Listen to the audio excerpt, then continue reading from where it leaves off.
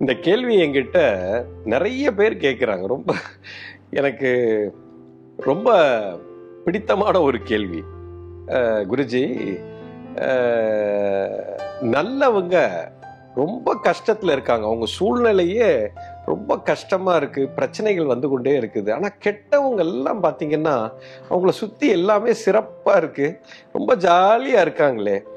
இப்ப நான் இதை எப்படி வாழ்க்கையில நான் வாழ்றது அப்படிங்கிற ஒரு கேள்வி, ரொம்ப சூப்பரான ஒரு கேள்வி. அதாவது அந்த கேள்வியிலேயே நிறைய பதில் இருக்கு. இந்த உலகத்துல நல்லவங்க என்னைக்குமே கஷ்டப்படுவாங்க. ஏன்னா நல்லவங்க கட்டாயம் கஷ்டப்பட்டே தீரணும், கட்டாயம் கஷ்டப்பட்டே தீரணும். அதான் உண்மையங்க. ஏன்னு கேட்டா, இயற்கையை பொறுத்த வரைக்கும் நல்லவர்கள் கெட்டவர்கள்னு கிடையாது, உண்மையானவர்களும் பொய்யானவர்கள் தான் இருக்கிறாங்க. நான் நல்லவனா இருக்கணும்னு தான் நமக்கெல்லாம் சொல்லி கொடுத்துருக்காங்க. ஆனா நீ உண்மையா இருன்னு யாரும் நமக்கு சொல்லி கொடுக்கல. இங்கேதான் நம்ம வாழ்க்கையை தொலைந்தோம். சின்ன வயசுல இருந்து பாத்தீங்கன்னா ஒரு குழந்தை ரொம்ப ஆனந்தமா இருக்கும், சந்தோஷமா இருக்கும். அது வீட்டுல, நம்ம வீட்டுல எப்படி விளையாடுதோ, நம்ம வீட்டுல என்னெல்லாம் சேட்டைகள் செய்கிறதோ, இப்ப நம்ம ஒரு சொந்தக்காரங்க வீட்டுக்கு போறோம், ஒரு நண்பர்கள் வீட்டுக்கு போனாலும் அங்கேயும் அதே மாதிரி விளையாடும். உடனே அந்த அம்மா என்ன சொல்லுவோம், இங்கெல்லாம் நீ இப்படிலாம் பண்ணக்கூடாது, பேசாம இரு, உன்னை பார்த்தா அவங்க என்ன நினைப்பாங்க, நீ இப்படி சேட்டைக்காரன்லாம் நினைப்பாங்க, பேசாம நம்ம வீட்டுல பண்ற மாதிரி இப்படி பண்ணக்கூடாது, உட்காரு அப்படின்னு நம்ம கட்டுப்படுத்துவோம்.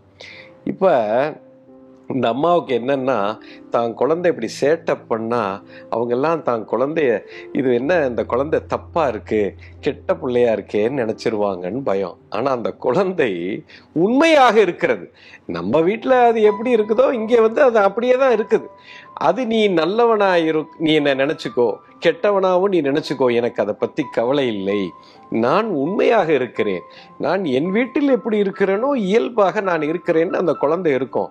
ஆனா அந்த தாய் என்ன பண்ணுகிறோம், இங்கேயே நம்ம தப்பாக சொல்லி கொடுக்கிறோம். ஏய், நீ உண்மையா இருக்கக்கூடாது, 4 பேருக்கு நல்லவனாக இருக்கணும் அப்படின்னு நம்ம சொல்லி கொடுக்கிறோம். இப்பொழுது தாங்க நடிப்பு ஆரம்பிக்குது. இப்ப அந்த குழந்தை தனக்குள்ள இதை செய்யணும்னு அங்க தோணுது, ஆனா அதை செய்யாது. அந்த இடத்துல நடிப்பு ஆரம்பித்து விட்டது. இப்ப உள்ளுக்குள்ள எனக்கு உண்மையிலேயே இந்த சமுதாயத்துல இப்படி பண்ணணும்னு தோணுது, ஆனா இப்படி செய்தால் என்னை கெட்டவன்னு இவங்க பிராண்ட் பண்ணிடுவாங்கன்னு இப்ப நான் நடிப்ப தொடங்கி விட்டேன்.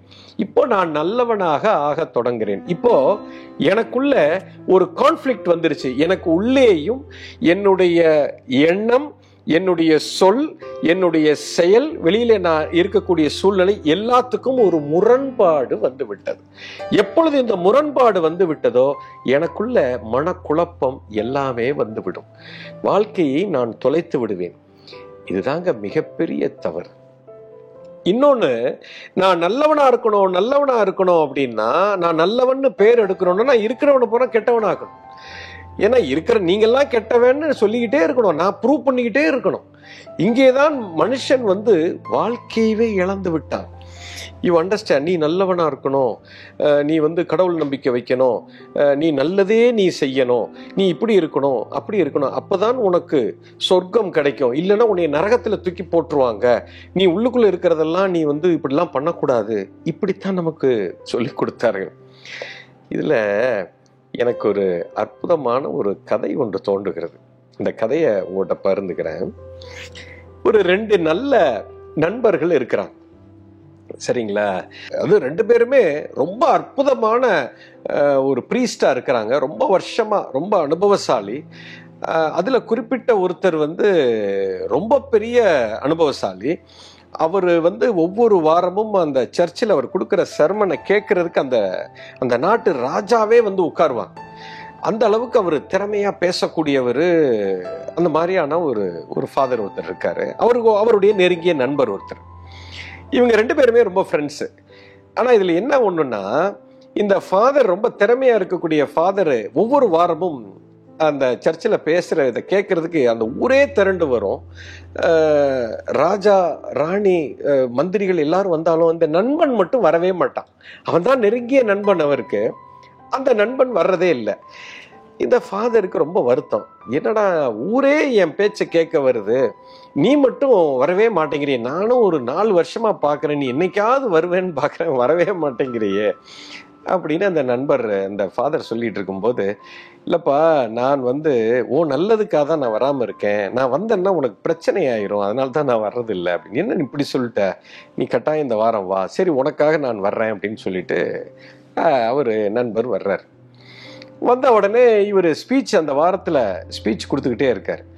இந்த பொதுவாக இந்த ப்ரீஸ்ட்டு இவங்க எல்லாமே இந்த மாதிரி ஒரு ஸ்பீச் ஒரு சர்மன் பண்ணும்போது பயங்கரமாக ப்ரிப்பேர் பண்ணுவாங்க. உட்காந்து இந்த வாரம் நம்ம என்ன பேசலாம், இந்த மக்களுக்கு எதை சொன்னால் இவங்களுக்கு நல்லது நடக்கும், இவங்களை நல்லவங்களா அப்படி அப்படி அப்படின்னு உட்காந்து அப்படி ப்ரிப்பேர் பண்ணுவாங்க. அப்போ நான் எப்போவுமே சொல்லுவேன், என்றைக்குமே நீங்கள் ப்ரிப்பேர் பண்ணணும்னா திட்டம் போட்டு இதை மாற்றணுங்கிறது இந்த வாழ்க்கையில் கிடையவே கிடையாது. இயல்பான விஷயம், இயற்கையிலே தர்மமாக இருக்கக்கூடிய விஷயம் இயல்பாகத்தான் வரும், அது திட்டம் போட்டு வர்றதில்லை அப்படிங்கிறது எப்போவுமே நான் பார்ப்பேன். இப்போ இந்த வாரம் அந்த சர்ச்சில் அவர் பேச போகிறார்.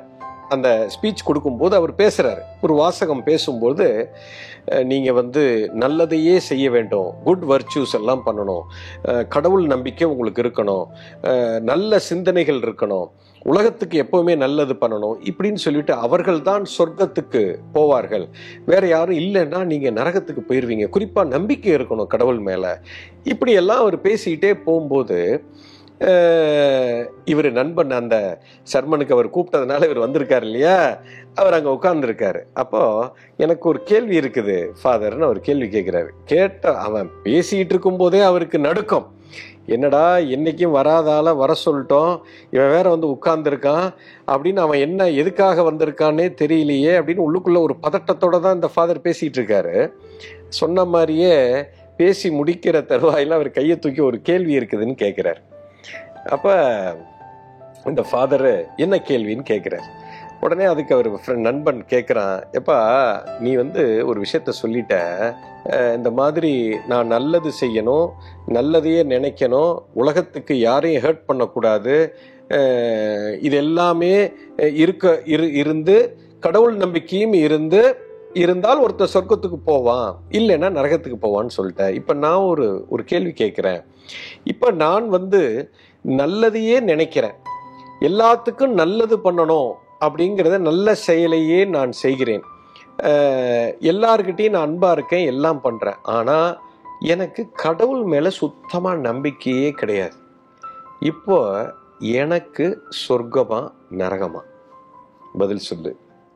அடுத்தது, எனக்கு உலகத்துக்கு நான் நிறைய நல்லதே நான் பண்ணலை, எந்த விதமான நற்செயலும் பண்ணவில்லை, இந்த ஊர் உலகத்துக்கு நான் எதுவுமே நான் செய்யவில்லை, ஆனா எனக்கு கடவுள் அசாத்தியமான கடவுள் நம்பிக்கை இருக்கிறது. இப்ப எனக்கு சொர்க்கமா நரகமா சொல்லு அப்படின்னு ஒன்ன இந்த ஃபாதருக்கு என்ன பண்றதுனே தெரியல, கிறுக்கு பிடிச்சிருச்சு, அப்படியே நிலை குலைந்து போய்விட்டார். இப்ப இவனுக்கு இந்த கடவுள் நம்பிக்கையே இல்லை, இந்த நல்லவனா இருக்கிற எல்லாருக்கும் நல்லது பண்றவன் சொர்க்கம் உறுதின்னு சொன்னா இவங்களுக்கு எல்லாத்துக்கும் கடவுள் நம்பிக்கையே போயிடும், எவனும் சர்ச்சுக்கே வரமாட்டான் அப்படிங்கிற பயம். என்ன பண்றதுன்னு தெரியல. சரி, இந்த பையன் சொர்க்கத்துக்கு போவான், அதாவது இவன் உலகத்துக்கு நல்லதே பண்ண மாட்டான், யாருக்கும் எந்த நல்லதே இவன் பண்றதில்ல, ஆனா கடவுள் நம்பிக்கை இருக்கு, இவன் சொர்க்கத்துக்கு போவான் அப்படின்னு சொன்னாலும் நாளையிலிருந்து எவனுமே எந்த நல்ல காரியமும் பண்ண மாட்டான், எல்லாம் தப்பு தப்பா பண்ண ஆரம்பிச்சிருவாங்க. இப்ப என்ன சாமி பண்றதுன்னு இவனுக்கு நான் இதற்கு என்ன பதில் சொல்றதுன்னே தெரியல அப்படின்னு சொல்லிட்டு, இந்த கேள்வி அருமையான கேள்வி, இதற்கு அடுத்த வாரம் உங்களுக்கு நான் பதில் சொல்கிறேன் அப்படின்னு சொல்லிட்டாரு. உடனே எல்லாருக்கும் ஒன்றும் புரியல. ஏன்னா எப்போ ஒரு மனிதன் அறிவை சார்ந்து ஒரு விஷயத்த சொல்றானோ அவனால உண்மையை பார்க்க முடியாது. இந்த ஃபாதர், நான் தான் அப்பவே சொன்னேன், நான் வந்தா உனக்கு பிரச்சனையாகும், நீ தான் வம்ப விலைக்கு வாங்கிட்ட அப்படின்னு சொல்லிட்டு இவர் ஒரு வாரம் அவன் ஃப்ரெண்டையே பார்க்கல. எப்பா நான் வெளியூர் போறப்பா, என் மண்டையே சுத்துதுப்பா அப்படின்னு ஒரு வாரத்துக்கு இவர் மண்டைய போட்டு பிச்சுக்கிட்டு இருக்கிறாரு. எந்த புக்ல தேடினாலும் இதுக்கு பதில் கிடைக்கவே இல்லை. என்னடா பண்றதுன்னு உட்கார்ந்து யோசிச்சுட்டு அடுத்த ஞாயிற்றுக்கிழமையும் வந்துருச்சு. இப்போ இந்த பதில் இதுக்கு கொடுத்தே ஆகணும். ராத்திரி படுத்து தூங்கும் போது அவருக்கு தூக்கமே வரல. நேராக வந்து அவருக்கு முன்னாடி வந்து உட்காந்து, கடவுளே எனக்கு ஏதாவது ஒரு பதிலை கொடுப்பா, நாளைக்கு என் மானமே போயிடும், என்னைய நம்பி இந்த ஊர்ல ராஜா ராணி எல்லாமே வர்றாங்க, எல்லாரும் ஆவலோடு இந்த பதிலை எதிர்பார்த்துட்டு இருக்காங்க, நான் என்ன சொல்ல போறேன் அப்படின்னு சொல்லிட்டு ராத்திரி ரொம்ப கவலையோட சாமியை கும்பிட்டுட்டு படுத்து தூங்கிட்டார். தூக்கத்துல அவருக்கு ஒரு கனவு வந்துச்சுங்க. அந்த கனவுல அவர் என்ன பண்றாருன்னா, ஒரு ட்ரெயின்ல போகணும்னு ஒரு ட்ரெயின்ல போறார். ட்ரெயின்ல போகும்போது என்ன சொல்றாங்க, உனக்கு வந்து நீ வாழ்க்கையை நீ எப்படி வாழ்ந்திருக்க, உனக்கு சொர்க்கமா அல்லது நரகமா அப்படிங்கிறத நிர்ணயம் பண்ண போறது இந்த வாழ்க்கை தான் அப்படின்னு கடவுள் சொன்னதை நம்ம கேள்விப்பட்டிருக்கோம். அவரும் அந்த கனவுல பார்க்கிறார். அப்ப அவர் கடவுள்கிட்ட கேட்கிறாரு, கடவுளே கனவு தானே, அவருக்கு அந்த மாதிரி ஒரு கற்பனை, இந்த கனவுல இதெல்லாம் ஓடுது, நான் முதல்ல போய் சொர்க்கத்தையும் நரகத்தையும் நான் போய் பார்த்துட்டு வரணும், அங்க எப்படி இருக்காங்க உண்மையிலே, அங்க சொர்க்கத்துல இருக்கிறவன் கடவுள் நம்பிக்கை வச்சு நல்லது பண்ணவன் அங்க இருக்கானா, கெட்டவன் பண்ணவன் இருக்கானான்னு அங்கேயே நேரடியா போய் பார்த்துட்டா நமக்கு தெரிஞ்சிருமே அப்படின்னு நினைச்சுக்கிட்டே இருந்ததுனால கனவும் அப்படியே வந்துருச்சு. சரின்னு சொல்லிட்டு இவர் ஊர்ல இருந்து சொர்க்கத்துக்கு போறதுக்கு ட்ரெயின் ஏறுறார். ட்ரெயின் ஏறி ஹெவன் ஸ்டேஷன் வரப்போகுது அப்படின்னு போர்டு பார்க்குறாரு. இன்னும் அடுத்த ஒரு 5 கிலோமீட்டரில் வரப்போகுதுன்னு பார்க்குறாரு. ட்ரெயின் போயிட்டே இருக்குது.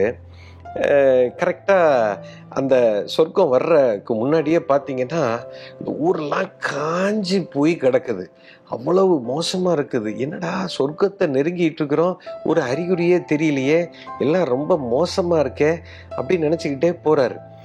போய் ஸ்டேஷனில் வந்து நிற்கிது. ஸ்டேஷனே அழுக்கு பிடிச்சி போய் நிற்கிது. அந்த போர்டே ஒரு கேவலமாக இருக்குது, பாதி பிஞ்சும் பிய்யாமையும் தொங்கிட்டு இருக்குது. இவருக்கு ஒரு டவுட் வந்துருச்சு, உண்மையிலேயே நம்ம சொர்க்கத்துக்கு தான் வந்திருக்கோமா இல்லை ட்ரெயினை மாற்றி ஊருக்கு வந்துட்டோமான்ட்டு. இறங்கி நேராக போய் அந்த ஸ்டேஷன் மாஸ்டர்கிட்ட போய் பார்க்கலாமேன்னு போகிறாரு. ஸ்டேஷன் மாஸ்டர் ரூமை பார்த்தா ரொம்ப கேவலமாக இருக்குது. அவர் ஒரு கிழிஞ்ச சட்டையை போட்டு டேபிள் துடைக்காம ஒரே தூசி பிடிச்சி போய், சார் இது சொர்க்கமா, இதுதானே சொர்க்கம் அப்படின்னு கேட்குறாரு. ஆமாங்க, அதில் என்னங்க சந்தேகம், அதான் போர்டே போட்டிருக்கேன். ஏங்க இது இவ்வளோ மோசமாக இருக்குது, வாசப்படியில் திறந்து உள்ளே போனால் இங்கே இப்போ யார் யாரெல்லாம் உள்ளே இருக்கா, நம்ம புத்தர், மகாவீரர், லாவ்ட்சு, இந்த மாதிரி ஞானிகள்லாம் உள்ளே இருக்காங்களா இல்லையான்னு செக் பண்ணுறதுக்கா வந்தேன். உடனே அந்த ஸ்டேஷன் மாஸ்டர் கேட்குறாரு, அப்படின்னா யாருங்க, புத்தர்னா யாருங்கன்னு கேட்குறாரு, மகாவீரர்னா யாருன்னு கேட்குறாரு.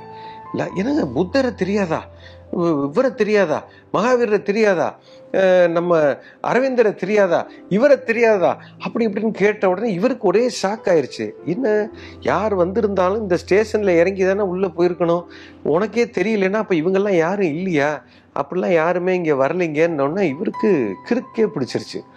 என்னடா இது இந்த மாதிரி சொல்கிறாரு, இது ஒன்றும் புரியலேன்னு குழப்பம் இன்னும் ரொம்ப அதிகமாகி போச்சு. சரி இது வேலைக்காகாது, இங்கேயே இவ்வளவு மோசமாக இருக்குது, இன்னும் உள்ளே போய் பார்த்தா என்ன இருக்குமோ தெரியாதுன்னு சொல்லிட்டு, சரி இப்போ இந்த ட்ரெயின் நேராக எங்கே போகுதுன்னு கேட்குறாரு. இந்த ட்ரெயின் நேராக நரகத்துக்கு தாங்க போகுதுன்னு. சரி நான் வண்டியில் ஏறுற போல எனக்கு இன்னொரு டிக்கெட்டை கொடுங்கன்னு சொல்லிட்டு டிக்கெட்டை போட்டு மறுபடியும் அந்த ட்ரெயினில் ஏறி ட்ரெயின் நரகத்துக்கு போகுது. நரகத்துக்கு நெருங்க 5 கிலோமீட்டருக்குள்ள ஒரே அற்புதமான வாசம், அப்படியே பரவசம். அப்படி ஒரு இடம் வர வர வர வர என்ன இவ்வளோ நல்லா இருக்கு, அப்படியே ஒரு குளிர்ந்த காற்று, ஒரு பரவசமான ஒரு நிலை. அந்த ஸ்டேஷன் கிட்ட நெருங்கும் போது மரம் செடி கொடிகள்லாம் அப்படி இருக்கு, பெரிய ஒரு சொர்க்கமே அங்கே இருக்கிற மாதிரி இருக்கு. அவ்வளோ ஸ்டேஷன் பிரமாதமாக இருக்கு, ஒரே மக்கள் அப்படியே ஆனந்தமாக இருக்காங்க, எல்லாம் போட்டிருக்கிற உடையெல்லாம் அப்படி இருக்கு, இளைஞர்கள் எல்லாம் சந்தோஷமா இருக்காங்க. இவர் பார்த்துட்டு ஷாக் ஆயிடுச்சு, என்னடா என்னமோ ஒரு பெரிய தப்பு நடக்குது, என்ன அதுன்னே புரியல. அப்படியே ஸ்டேஷன் விட்டு இறங்கி நேராக போய் கேட்குறாரு, ஸ்டேஷன் இதுதான் நரகமான? ஆமாங்க, பார்த்தா தெரியலையா, எவ்வளோ ஜாலியாக இருக்கும் பாருங்க, அங்கே பாருங்க, அங்கே உட்காந்துருக்காரு பாருங்க, யார் பாருங்க, அங்கே பார்த்தா சாக்ரட்டிஸ் உட்காந்துருக்காரு. என்னங்க சாக்ரட்டிஸ் உட்காந்துருக்காரு? அங்கிட்டு திரும்பி பார்த்தா புத்தர் உட்காந்து, என்னங்க புத்தர் இங்கே இருக்காரு? இங்கிட்டு திரும்பி பார்த்தா அங்க ஒரு ஞானோதயம் அடைந்த பரமஹம்சர் ஒருத்தர் உட்கார்ந்துருக்காரு, இங்க ஒரு போகர் உட்கார்ந்துருக்கு. என்ன இவங்கெல்லாம் இங்க உட்கார்ந்துருக்காங்க, எனக்கு ஒண்ணுமே புரியலையே அப்படின்னு ஒன்னு அவர்கிட்ட கேட்கிறாரு. அதாவது இவங்கெல்லாம் சொர்க்கத்துல இருக்கணும், அதாவது தனக்குள்ள புத்தர் ஏன் சார் இங்க வந்தாரு, உங்கள்ட்ட ஏதாவது பதில் சொன்னாரான்னு கேட்ட உடனே, ஆமாங்க வரும்போதே நாங்கெல்லாம் கேட்டோம், அதெல்லாம் ரொம்ப வருஷமாச்சுங்க அவங்கெல்லாம் இங்க வந்து, எங்களுக்கு அப்ப புரியல, எங்களுக்கு இப்ப புரிஞ்சிருச்சு. கேட்டப்ப அவர் என்ன சொன்னார்னா, எப்பா சொர்க்கம்ங்கிறது நாங்க ஆல்ரெடி சொர்க்கத்துல ஆனந்தமா இருக்கோம், எங்களுக்கு பரவச நிலையில நாங்கெல்லாம் இருந்துட்டு இருக்கோம், எங்களுக்கு எதுக்கு போய் சொர்க்கத்துல போய் எங்களை சுத்தி எல்லாம் கரெக்டா இருக்கணும் அப்படிங்கிற இடத்துல போய் நான் எதுக்கு வாழணும், என் வேலையே வந்து நரகத்துல தான், இங்கதான் எல்லாம் தப்பு தப்பா இருக்கு, இந்த இடத்த நான் வந்து சொர்க்கமா மாத்துறதுக்கு தான் போனோம், அதனால நாங்க சொர்க்கத்துக்கெல்லாம் நான் வர்ற மாதிரி ஐடியா இல்லை, ஏன்னா நாங்க ஆல்ரெடி நாங்க அப்படித்தான் இருக்கோம், எங்களுக்கு எதுக்கு வெளியில வந்து ரம்ப ஊர்வசி இவங்கெல்லாம் எதுக்கு தேவை, நாங்க எப்பயுமே ஆனந்தத்துல தானே இருக்கோம், அதனால எங்களுக்கு வேலையே நரகத்துல தான்னு சொல்லி இவங்கெல்லாம் ரொம்ப வருஷத்துக்கு முன்னாடி வந்து இங்க இருக்கிற நரகத்தையே சொர்க்கமா மாத்திட்டாங்க சார், அதனால இப்ப அங்க யாருமே இல்லையா, அதனால அங்க ரொம்ப மோசமாயிருச்சு, இப்ப எவனுமே அங்க போறதுக்கு ஆசைப்படல, எல்லா பைபிளையும் இங்கதான் இருக்கான் அப்படின்னு சொல்லிட்டார். இப்பதான் இவருக்கே புரியுது, அதாவது சொர்க்கம் நரகம் என்பது வெளி சூழ்நிலையை வைத்து இல்லையா, ஒருவன் எப்பொழுது உண்மையாக வாழ்கிறானோ இவனுக்குள்ள இவனுக்கு எப்பொழுதுமே சொர்க்கம்தான். இவன் நான் நல்லவனா இருக்கணும், என்னை சுத்தி நல்லவர்கள் இருக்கணும், அவனுக்கு நான் நல்லது பண்ணணும் கெட்டது பண்ணணுங்கிறது இல்லை. எவன் ஒருவன் உண்மையாக இருக்கிறானோ அவன் சொர்க்கத்துக்குள்ள போயிடுவான். அவன் சூழ்நிலை எவ்வளவு மோசமாக இருந்தாலும் அதை தலைகீழ மாற்றக்கூடிய சக்தி உனக்குள்ள இருக்குது. அதுதான் மிகப்பெரிய உண்மை. எப்போ ஒரு மனிதன் இதை உணர்கிறானோ இவனுக்கு எப்பொழுதுமே சொர்க்கம்தான், இவனுக்கு கடவுளின் அனுகிரகம் எப்பொழுதுமே இருக்கும். கடவுளை எப்பவுமே நீ கும்பிடுன்னு சொல்லல, நான் சொன்ன விதிப்படி நீ நடன்னு சொல்றார். அப்படி நடந்தால் உனக்குள் சொர்க்கம் இருக்கும், கடவுளும் உன்னிடத்தில் வந்து இருப்பார். உனக்கு தப்பு அப்படிங்கிறதே வாழ்க்கையில நடக்கவே நடக்காது. இதுதான் மிகப்பெரிய உண்மை. ஸோ எப்பயுமே நீ நல்லவனா இருக்கணும், உலகத்துல நான் நல்ல பேர் வாங்கணுங்கிறது முக்கியம் இல்லை, நீ உண்மையாக இருக்கணும். உண்மையாக இருக்கிறவன் புத்திசாலியாக இருப்பான், இயற்கைக்கு ஒத்திசைவாக இருப்பான், அவன் வாழ்க்கை தப்பாவே போகாது, அவனுக்கு கஷ்டம் என்கிறது வரவே வராது. நீங்க மகாபாரதத்துல எடுத்தீங்கன்னா அந்த கதையில நீங்க ஆழ்ந்து கவனிச்சீங்கன்னா அதுல ஏகப்பட்ட கேரக்டர் இருக்கும். நல்லவர்கள் இருப்பார்கள், ரொம்ப ரொம்ப நல்லவர்கள் இருப்பார்கள், அதை விட ரொம்ப நல்லவனும் இருப்பான், கெட்டவன் இருப்பான், ரொம்ப மோசமானவனும் இருப்பான், ரொம்ப ரொம்ப கேவலமானவனும் இருப்பான். ஆனா இதுல எல்லாருமே கஷ்டப்படுறான். நல்லவனும் கஷ்டப்படுறான், யுதிஷ்டன் ரொம்ப நல்லவனும் கஷ்டப்படுறான், அதுக்கு மேல இருக்கிறவனும் கஷ்டப்படுறான், துரியோதனன் தூன்னு சொல்லக்கூடிய அந்த கௌரவர்கள் ஆரம்பத்துல ரொம்ப சௌரியமா இருக்கிற மாதிரி இருக்கும், அவங்களும் படாத பாடுபடுறாங்க. ஆனா ஒரே ஒரு மனுஷன் மட்டும் கஷ்டம்னா என்னன்னு தெரியாதுங்க. அது யாருன்னா ஆப்வியஸ்லி உங்களுக்கு புரிஞ்சிருக்கும், கிருஷ்ணா. அவர் நல்லவரும் இல்லை, அவர் கெட்டவரும் இல்லை, அவர் உண்மையாக இருக்கிறார். உண்மையாக இருப்பவனுக்கு வெளி சூழ்நிலைக்கும் அதற்கும் சம்பந்தம் இல்லை, அவனுக்கு என்றைக்கும் கஷ்டமே வராது. அவரு அந்த உண்மையை காப்பாற்றுவதற்காக அவர் என்ன வேணா பண்ணுவாரு. அவர் நல்லவன் கிடையாது. You understand? அவர் நல்லவர்னு துரியோதனனை பார்த்தா இவன் பெரிய மோசக்காரன் என்று சொல்வார்கள். குந்தி தேவிட்ட கேட்டீங்கன்னா, எப்பா என் கர்ணனை கொன்னுட்டேப்பா, நீ மோசமானவன் என்று சொல்வார். ஒருத்தர் நல்லவரும் பார், ஒருத்தர் என் பிள்ளைங்க கஷ்டப்படுறாங்க ஒன்னாலம்பார். ஆனால் அவர் எப்பொழுதுமே உண்மை பக்கமே இருப்பார். அவருக்கு என்ற காலத்தில் கஷ்டம் வராது, எந்த காலத்திலையும் அவர் உயர்ந்த இடத்துக்கு சென்று கொண்டே இருப்பார். ஸோ என்னைக்குமே ஒன்று புரிஞ்சுக்குங்க, நீங்க நல்லவனா இருக்கணும்னு நினைக்காதீங்க, உண்மையா இருக்கணும்னு நினைங்க. வாழ்க்கையில வெற்றி உங்களுக்கு எப்பொழுதும் கிடைக்கும். மிகப்பெரிய உண்மை. சொர்க்கமும் உங்க கூடவே இருக்கும். எஸ்.